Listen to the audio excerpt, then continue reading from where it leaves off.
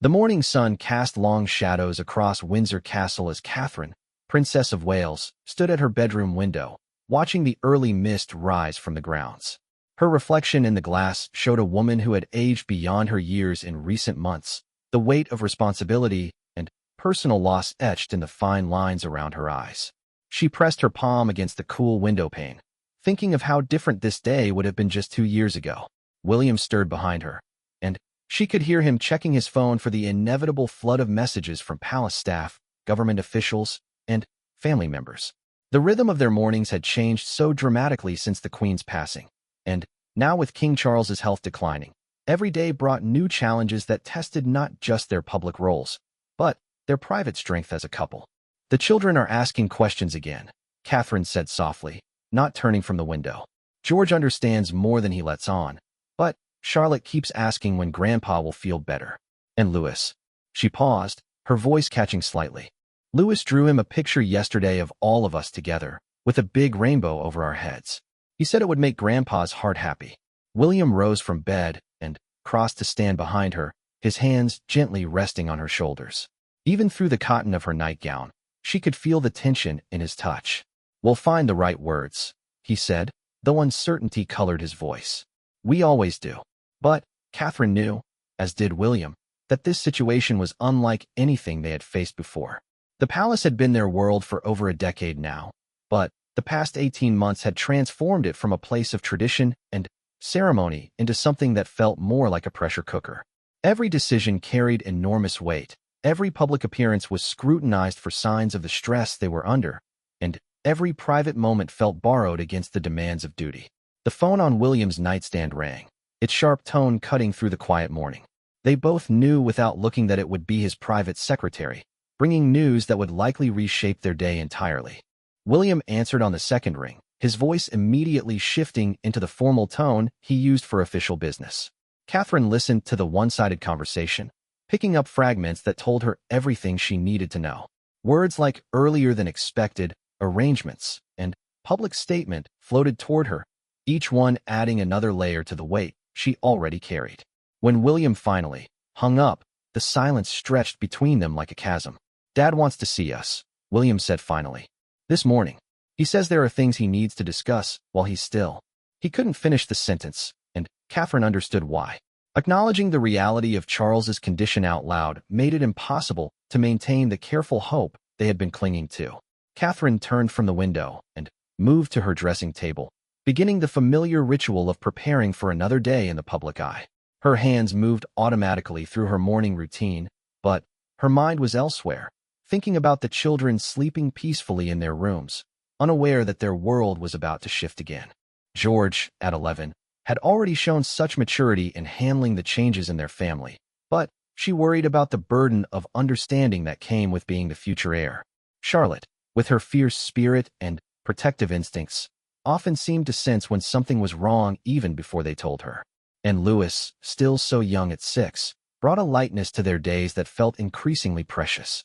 "I keep thinking about that conversation we had when we were first married," Catherine said, watching William's reflection in her mirror as he moved around their room. "Remember? We talked about how we wanted to protect them from this life for as long as possible, let them have normal childhoods before duty took over." William paused in buttoning his shirt, meeting her eyes in the mirror. "We've done our best with that. They still have more freedom than I ever did at their age. But it's not enough anymore, is it?" Catherine's voice was barely above a whisper. "Everything's changing so fast, and they're going to have to grow up whether we're ready or not." The weight of unspoken fears hung between them. They had both known this day would come eventually, but the reality of it arriving sooner than expected felt overwhelming. Charles had been preparing William for kingship his entire life, but preparation and reality were proving to be very different things. The constitutional responsibilities, the relationships with world leaders, the delicate balance between tradition and modernization, all of it was accelerating at a pace that left little room for adjustment. Catherine finished her makeup and moved to her wardrobe, selecting a navy dress that struck the right tone for whatever the day might bring. She had become expert at reading situations and choosing clothing that would send appropriate signals without drawing attention to itself. It was one of the many small skills she had developed over the years, the kind that no one outside their world would ever think about, but that had become essential to her daily existence. Maria called last night, she said, referring to their trusted housekeeper who had become almost like family over the years. She wanted to know if we needed anything special for the weekend. I didn't know what to tell her because I don't know what this weekend will look like, or next week, or next month.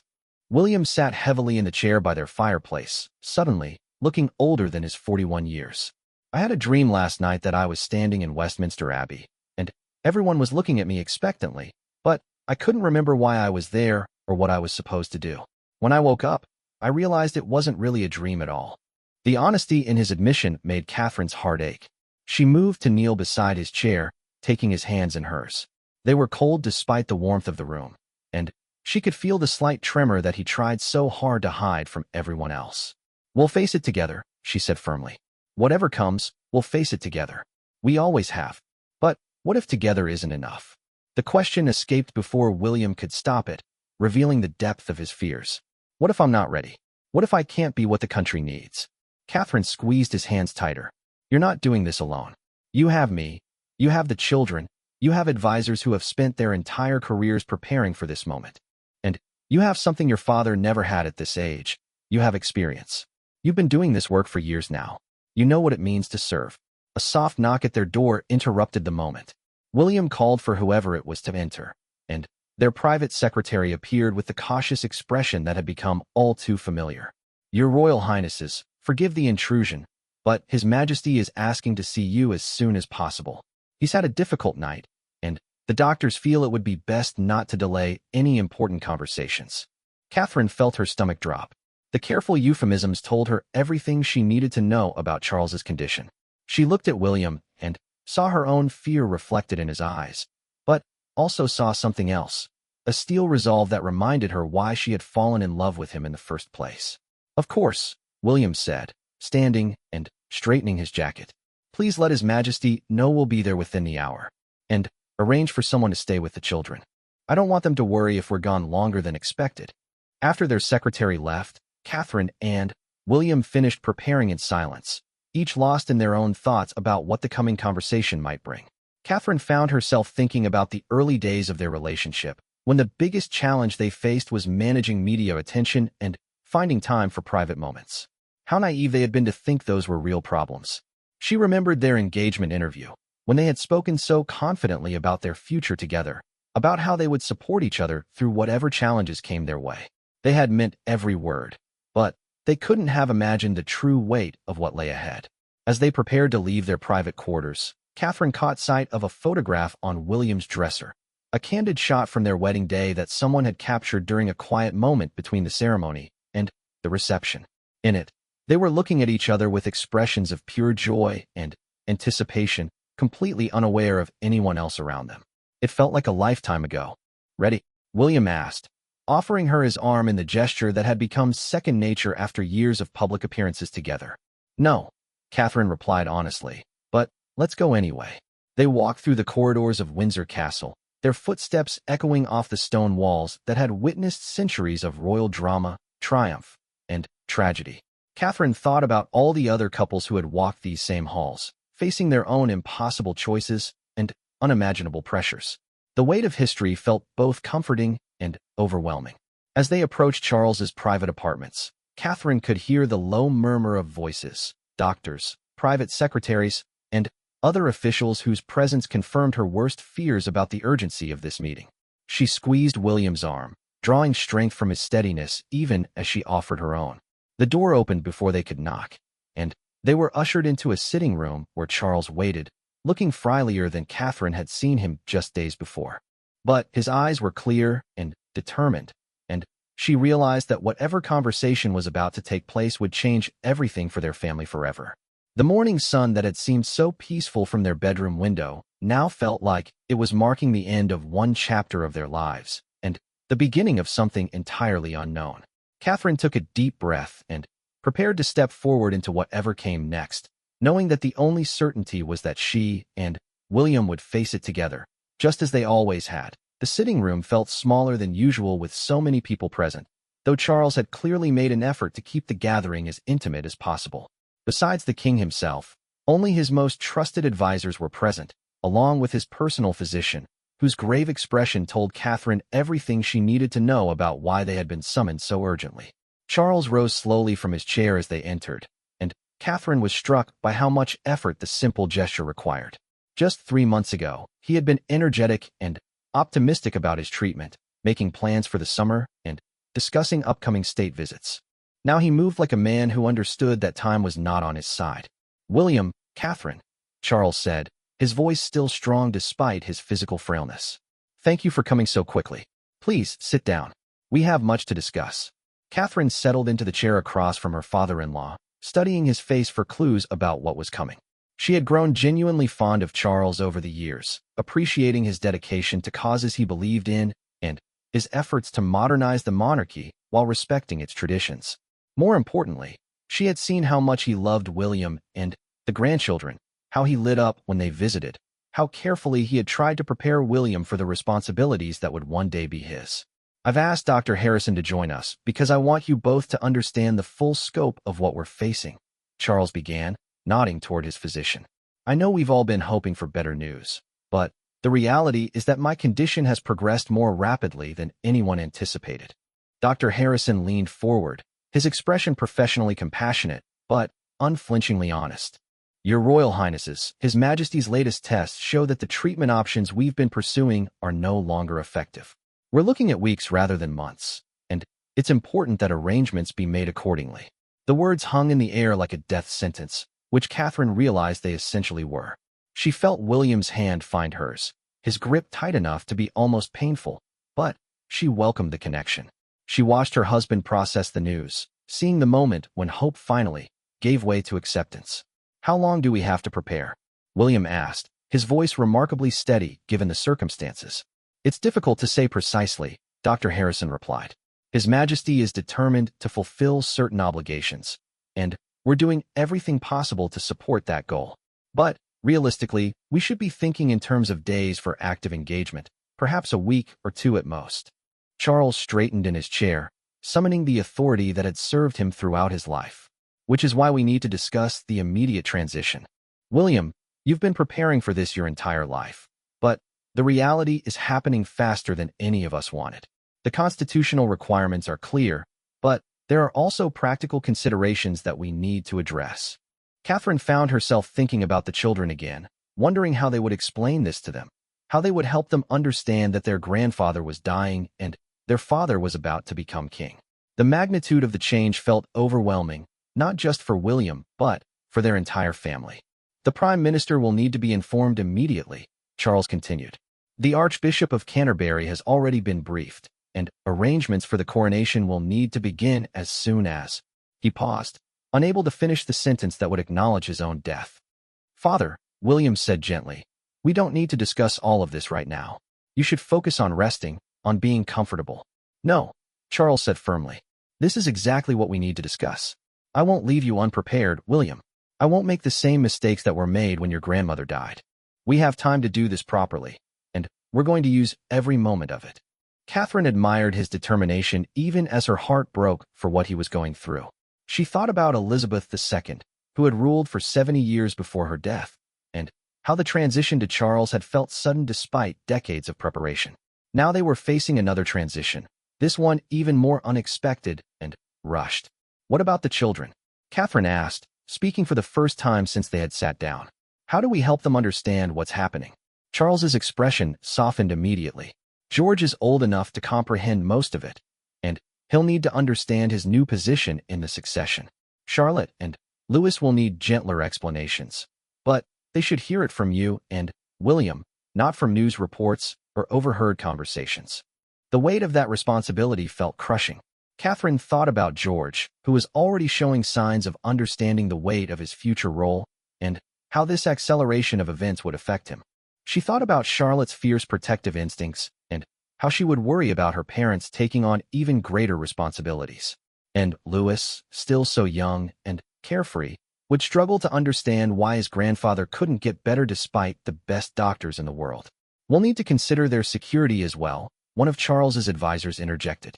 "The level of protection required will increase significantly once the transition occurs. I don't want their lives to change more than absolutely necessary," William said firmly. "They're children. They deserve to remain children for as long as possible. Of course, Charles agreed. But we also can't ignore the realities of their new positions. George, especially, will need to begin understanding what lies ahead for him. Catherine felt a flash of anger at the unfairness of it all. George was 11 years old. He should be worried about school tests and football matches, not constitutional duties and security protocols. But she also knew that their family had never been ordinary, and pretending otherwise would only make things harder in the long run. I want to spend time with each of them individually, Charles said.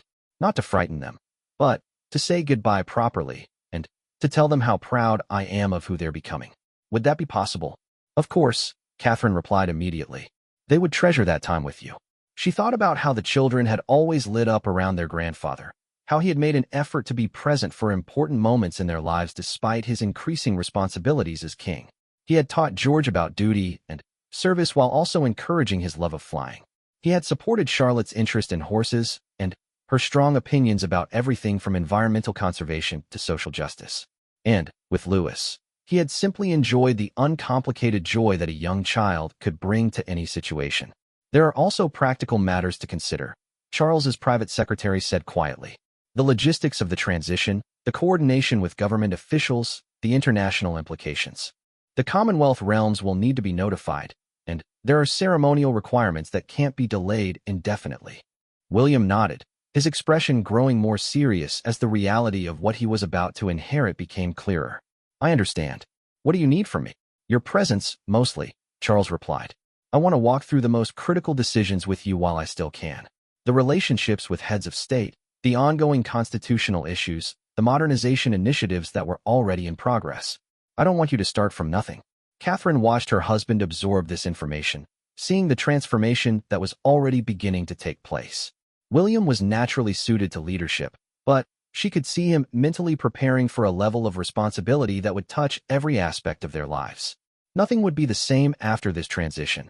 Not their marriage, not their family life, not their relationship with the public. Catherine, Charles said, turning to her directly, I need you to understand how crucial your role will be in all of this. William will need your support more than ever, but beyond that, the country will be looking to you for stability and continuity. You've already proven yourself capable of this work, but the demands will intensify significantly. She nodded, though internally she felt far from ready for what was being asked of her. The role of Princess of Wales had been challenging enough, requiring her to balance public duties with motherhood while maintaining the careful image that the monarchy required. Becoming queen consort would magnify every aspect of that responsibility. I won't let William face this alone, she said, meaning every word despite her fears. I know you won't, Charles replied with a small smile. You've been a blessing to this family from the beginning, Catherine. I hope you know how grateful I am for everything you've brought to our lives.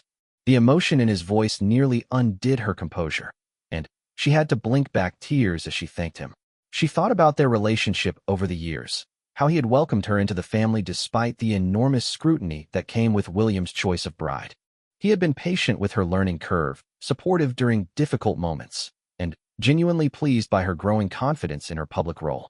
We should probably discuss the immediate timeline, Dr. Harrison said gently, clearly trying to keep the conversation focused on practical matters. His Majesty is determined to fulfill his engagement this afternoon, but after that, we really need to minimize public appearances. What engagement? William asked, concern evident in his voice. The visit to the children's hospital, Charles replied. I've been planning it for months, and I won't disappoint those children if there's any way to avoid it. Catherine felt her heart break a little more at his determination to continue serving even in his final days. It was so characteristic of Charles to put duty above personal comfort, and she understood why William had such deep respect for his father's dedication to service. Perhaps we could accompany you, she suggested. The children would love to meet William and me as well, and it might be easier for you if we're there to help. Charles's face brightened at the suggestion.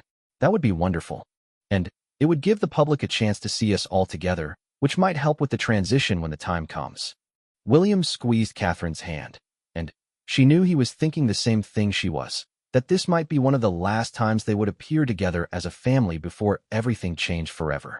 The thought was both heartbreaking and motivating, spurring her to make sure they made the most of whatever time they had left, The children's hospital bustled with quiet energy as staff prepared for the royal visit. Catherine stood in the private room they had been given to prepare, watching William adjust his tie for the third time. She recognized the nervous habit from their early days of public appearances together, though now it carried different weight.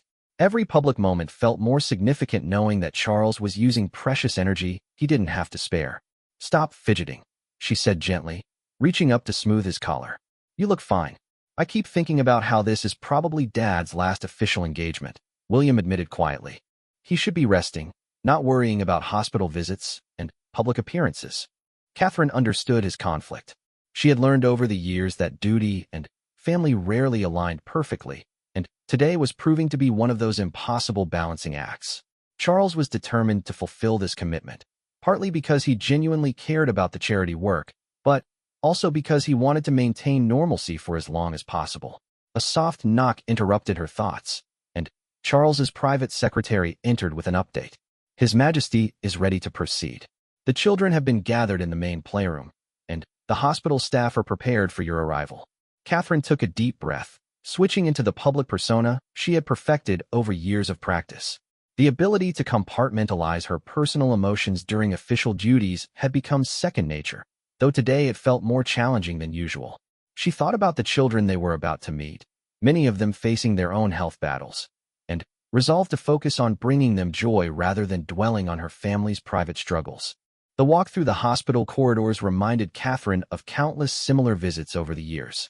She and William had developed a rhythm for these appearances, instinctively knowing when to focus attention on individual children and when to step back and let Charles take the lead. Today, she noticed him moving more slowly than usual, but his smile remained genuine as they approached the playroom. The first child they met was Emma, a 7-year-old girl who had been receiving treatment for leukemia for almost a year.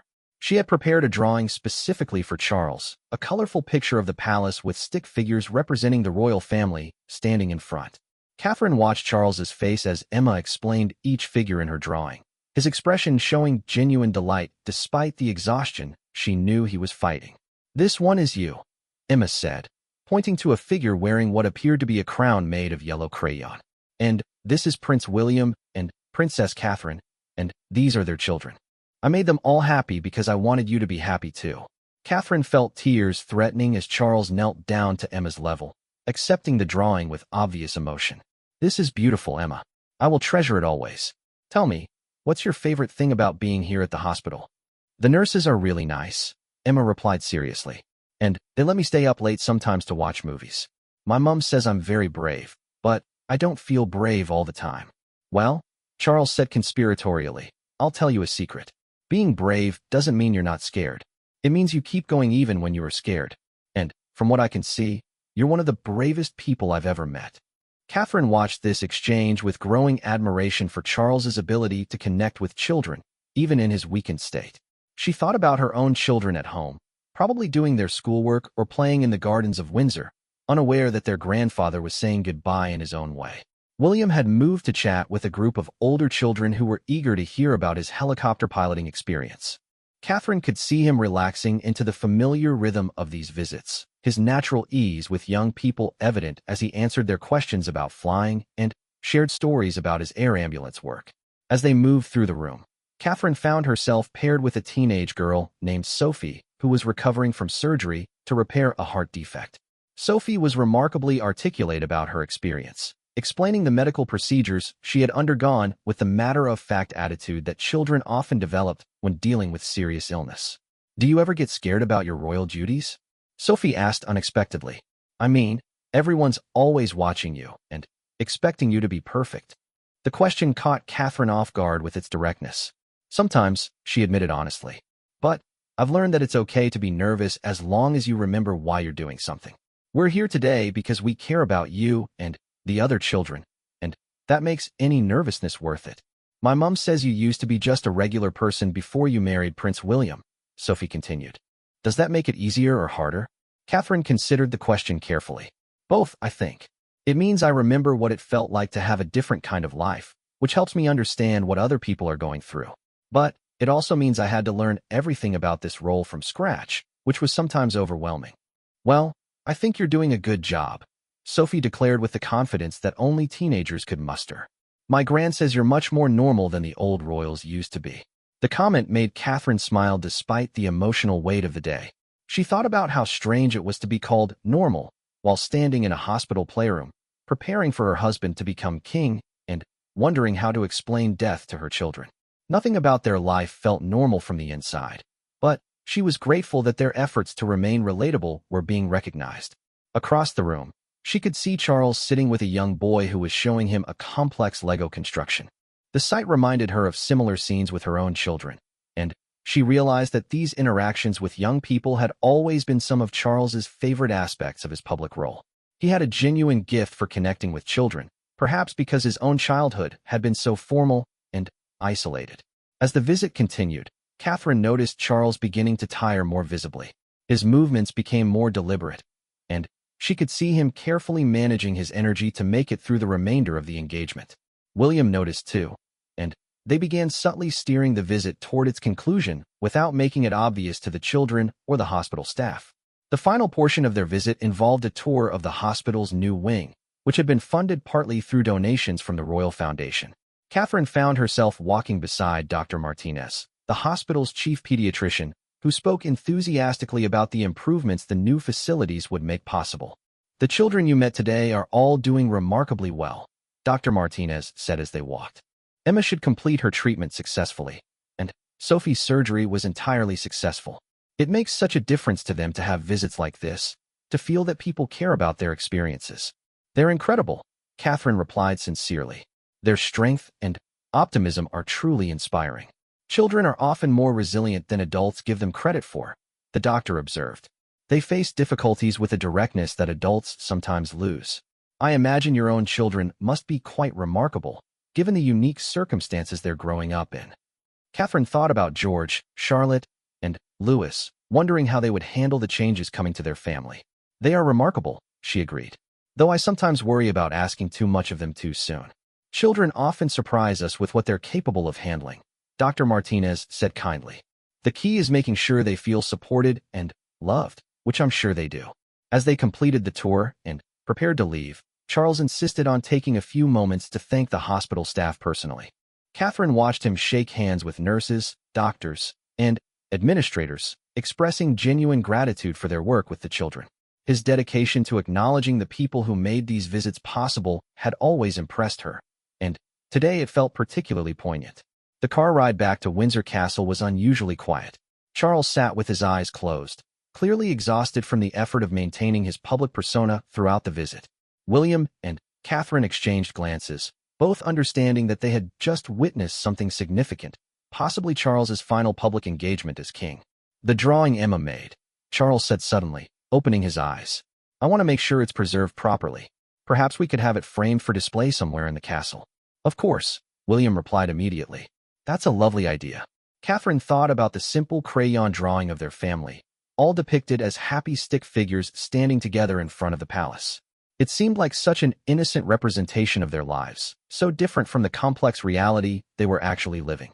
But perhaps that was exactly why it was precious. It showed how their family looked through the eyes of a child who saw only love and unity, not duty and burden. As Windsor Castle came into view, Catherine felt the familiar mixture of relief and apprehension that had come to characterize her returns home lately. Relief because they could drop their public personas and just be a family, but apprehension because every homecoming brought them closer to conversations they weren't ready to have and changes they weren't prepared for. I think we should talk to the children tonight, William said quietly, as if reading her thoughts. They need to know what's happening before they hear it from someone else. Charles nodded slowly. Would you like me to be there? Or would it be better coming from just the two of you? Catherine considered the question carefully. The children adored their grandfather, and having him present might provide comfort during a difficult conversation. But it might also make it harder for them to ask questions or express their fears openly. Maybe we could start together, she suggested. And then you could spend some individual time with each of them afterward, if you're feeling up to it. I'd like that very much, Charles replied. I want them to have good memories of our time together, not just sad ones. As their car pulled through the castle gates, Catherine steeled herself for what would undoubtedly be one of the most difficult conversations of their lives as parents. The children were waiting for them in the drawing room, having been told only that Grandpa would be joining them for tea. Their innocent excitement about the surprise visit broke Catherine's heart, knowing how different their expressions would be by the end of the evening.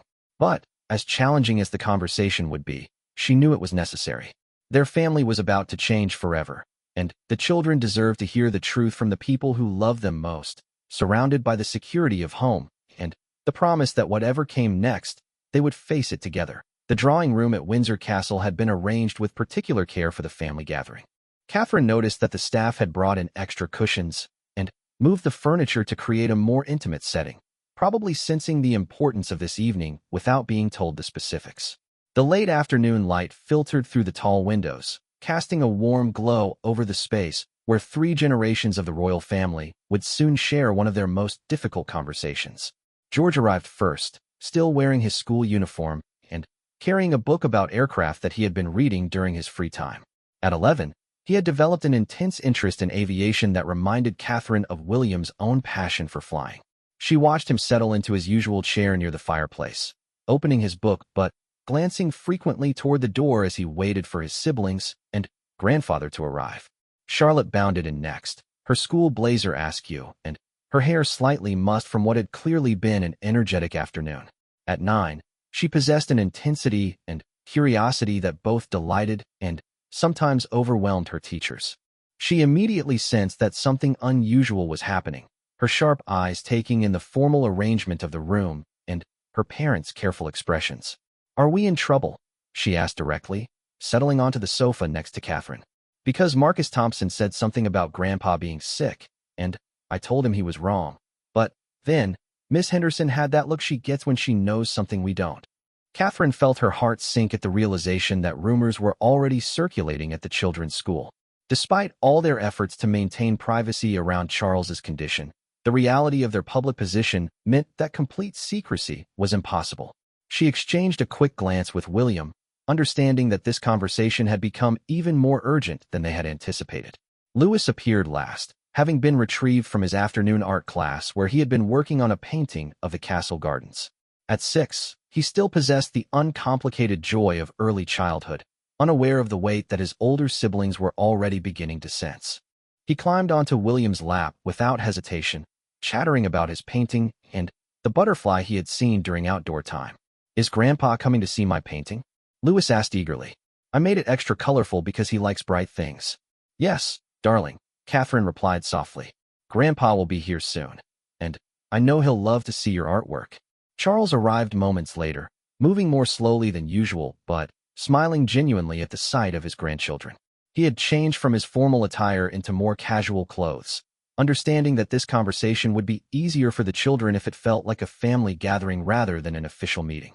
"My dear ones," he said, settling carefully into the chair that had been positioned across from where the children were gathered. "Thank you for making time to spend with me this evening. I have some things I want to share with you." George closed his book immediately, giving his grandfather his full attention with the seriousness that had characterized his approach to important matters since early childhood. Charlotte shifted position so she could study Charles's face more carefully, her intuitive nature already picking up on subtle cues that something significant was about to be discussed. Louis continued to lean against William, but his chatter stopped as he sensed the change in the room's atmosphere. "You know that I've been receiving treatment from doctors for the past few months," Charles began carefully, his voice gentle but clear. "We've all been hoping that the medicine would help me feel better, and for a while it seemed like it might. But you're not better," Charlotte said matter-of-factly, her directness cutting through the careful preamble. "You look tired all the time now, and you don't laugh as much as you used to." Charles smiled sadly at her observation. "You're very perceptive, Charlotte. You're right that I'm not better. In fact, the doctors have told us that the medicine isn't working anymore, and that means my illness is getting worse instead of better." Catherine watched George's face carefully, seeing the moment when he began to understand the implications of what his grandfather was saying. His expression remained composed, but she could see his hands gripping his book more tightly, and she knew he was already beginning to process not just what Charles was telling them, but what it would mean for their family. "Are you going to die?" Louis asked with the blunt honesty of childhood, his question hanging in the air like a challenge to the careful euphemisms that adults typically used in such situations. Charles took a deep breath before answering. "Yes, Louis. I am going to die. The doctors think it will happen soon, probably within the next few weeks. The silence that followed was profound. Catherine felt tears burning behind her eyes, but fought to maintain her composure, knowing that the children would take their cues from how she and William handled this moment. She reached for Charlotte's hand, finding it cold despite the warmth of the room. "What happens to us?" George asked quietly, his question revealing a maturity that broke Catherine's heart. "I mean, what happens to our family?" William adjusted Louis in his lap, wrapping his arms more securely around his youngest son before speaking. "Well, when Grandpa dies, I'll become king, which means our family will have different responsibilities than we have now. But the most important things won't change. We'll still love each other, we'll still be together, and we'll still take care of each other no matter what." "Will we have to move?" Charlotte asked, ever practical in her concerns. "Eventually, yes," Catherine answered honestly. "We'll need to live in different places as part of Papa's new job as king.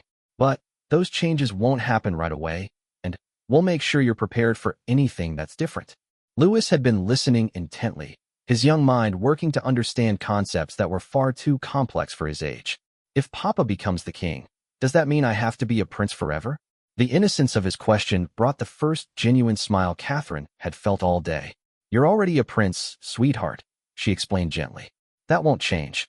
But someday, when you're much older, your big brother George will be king, and your job will be to help him, just like Uncle Harry helped Papa." "Can I still do art when I'm helping?" Louis asked seriously. "Of course you can," Charles interjected, his voice warm with affection. "Being part of this family doesn't mean you can't follow your interests and talents. It just means you'll also have special ways to help other people." George had been quiet during this exchange, and Catherine could see him working through the implications of what he was learning. As the future heir, he would be most affected by the changes coming to their family, and she worried about the burden that knowledge would place on his young shoulders. "Grandpa," George said finally, "will you teach me the important things I need to know before you can't anymore?" Charles's composure finally broke at this question, tears appearing in his eyes as he looked at his eldest grandson. "Oh, George, you're already such a thoughtful, caring young man. The most important things aren't really things I can teach you. They're things you already have inside you. Your kindness, your sense of fairness, your love for your family. Those are what will make you a good king someday. But there must be other things," George pressed, his earnestness evident. "Things about history and traditions and how to talk to important people." "There are," Charles agreed. "And yes, I'll share everything I can with you while I'm able. But remember, you have many years before any of those responsibilities will be yours. Your job right now is to be 11 years old, to learn and grow and enjoy your childhood." Charlotte had been uncharacteristically quiet, but Catherine could see her processing the information in her own way. When she finally spoke, her question surprised everyone. "Will people be sad when you die, Grandpa? I mean, people we don't know?" "Yes, darling," Charles replied honestly. "Many people will be sad, because part of my job as king was to serve the country, and people appreciated that service.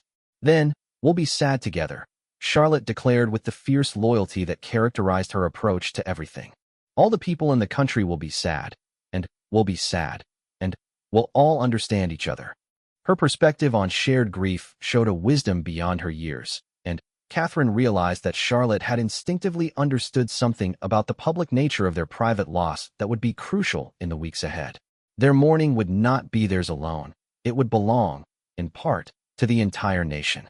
As the conversation continued, Catherine found herself marveling at her children's resilience and maturity. They asked difficult questions, expressed genuine emotions, and showed concern not just for themselves, but for each other and for the grandfather they were going to lose.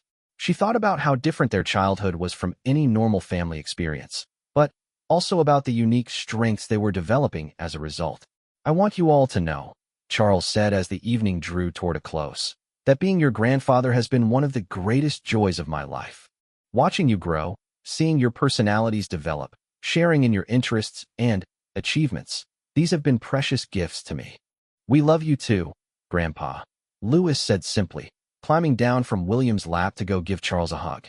The embrace that followed included all three children, with George and Charlotte joining their little brother in surrounding their grandfather with affection. Catherine watched through tears as Charles held them close, understanding that this moment was exactly what he had hoped for, not a formal goodbye, but a loving affirmation of their bond. As the children eventually dispersed to their evening routines, Catherine and William remained with Charles in the drawing room. The difficult conversation was over, but the reality of what lay ahead was just beginning to settle in for all of them. "They're extraordinary," Charles said quietly, his voice filled with pride and sadness. "They'll be all right, William. They have your strength and Catherine's wisdom, and they have each other." "I hope so," William replied, his own voice thick with emotion. "I hope we can give them what they need through all of this." Catherine looked around the drawing room where they had shared so many family moments over the years, understanding that this space would soon hold very different meanings for all of them. But, for now, it was still home, still the place where their children could ask hard questions and receive honest answers, still the sanctuary where love mattered more than protocol. The most difficult conversation was behind them, but Catherine knew it was only the beginning of a journey that would test every aspect of their family's strength and unity. The morning of March 15th arrived gray and solemn, with mist clinging to the grounds of Windsor Castle like a shroud.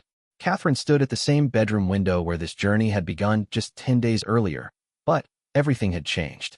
Charles had died peacefully in his sleep 3 hours before dawn, surrounded by family and with the quiet dignity that had characterized his entire life. William sat heavily in the chair by their fireplace, no longer the Prince of Wales, but now King William V, though the reality of the title felt surreal in the immediate aftermath of loss. The constitutional machinery had already begun moving.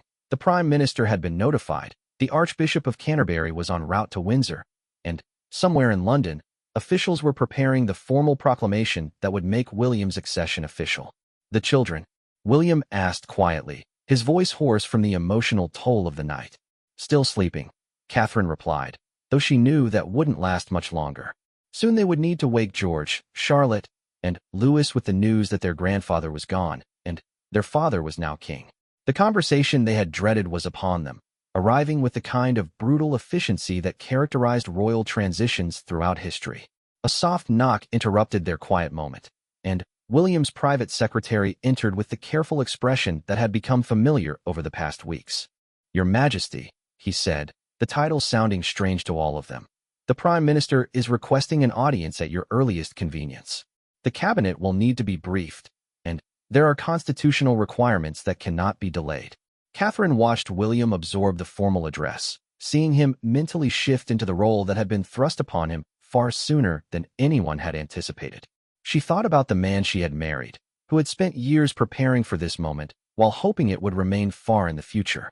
Now, at 41, he was king, and she was queen consort, and their children's lives had been forever altered. "Of course," William replied, his voice gaining strength as he accepted the inevitable. "Please arrange for the Prime Minister to come here within the hour, and ensure that the children have someone with them when they wake. I want to tell them myself, but not until we've handled the immediate constitutional matters." After his secretary left, William and Catherine sat in silence, both struggling to process the magnitude of what had just occurred. The grief of losing Charles was mixed with the overwhelming reality of their new responsibilities, creating an emotional complexity that neither of them had been prepared for despite years of training. "I keep thinking about that conversation we had on our wedding day," Catherine said softly. "Remember? When we promised to support each other through whatever challenges came our way." "We were so young," William replied, a sad smile crossing his face. "We thought we understood what we were promising, but we had no idea what it would really mean." Catherine moved to sit beside him, taking his hand in hers. "We weren't wrong, though. We just couldn't imagine the scale of what we'd be facing. But we're still here, we're still together, and we still have each other."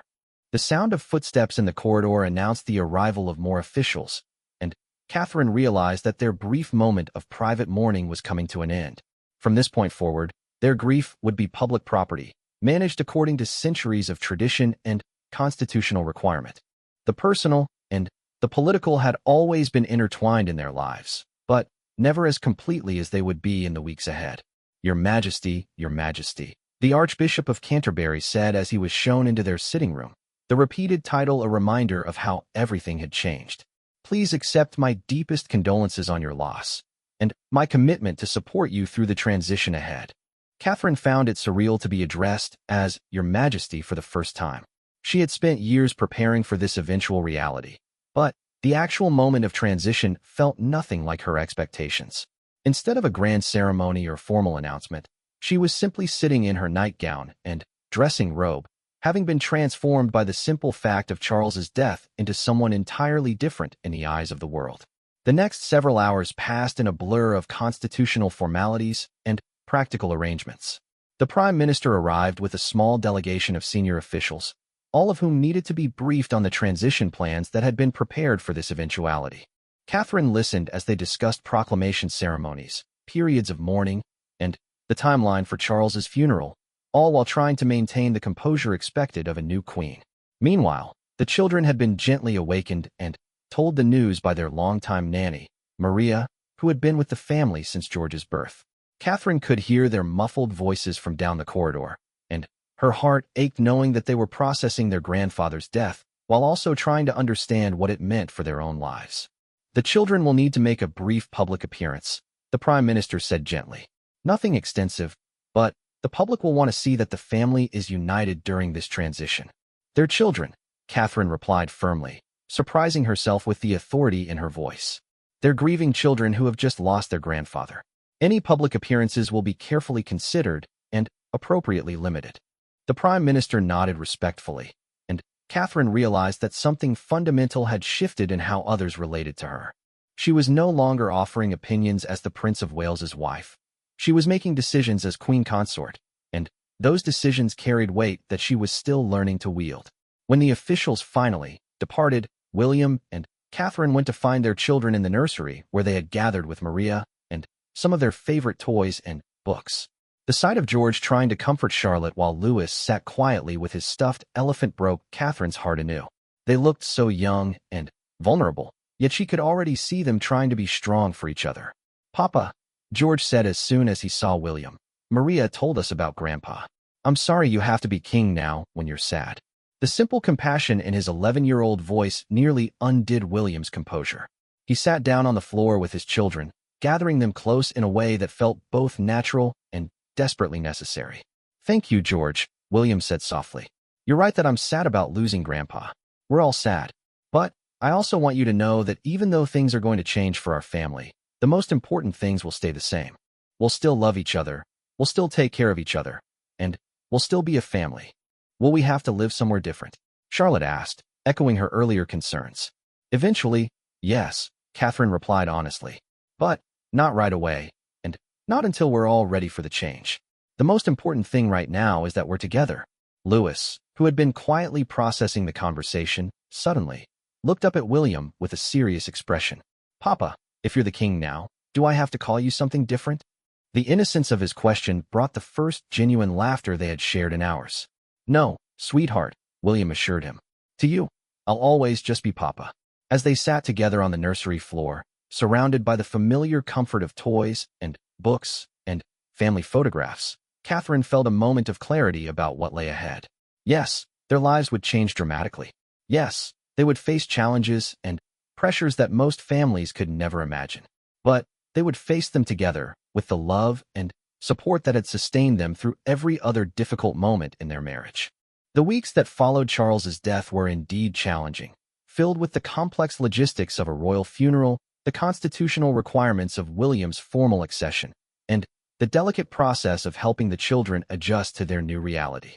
But through it all, Catherine found strength in the simple truth that had sustained her from the beginning, that she and William were partners in every sense of the word, committed to supporting each other and protecting their children no matter what the future might bring. On the day of William's coronation, 6 weeks after Charles's death, Catherine stood beside her husband in Westminster Abbey, wearing the same crown that had been worn by generations of Queen's consort before her.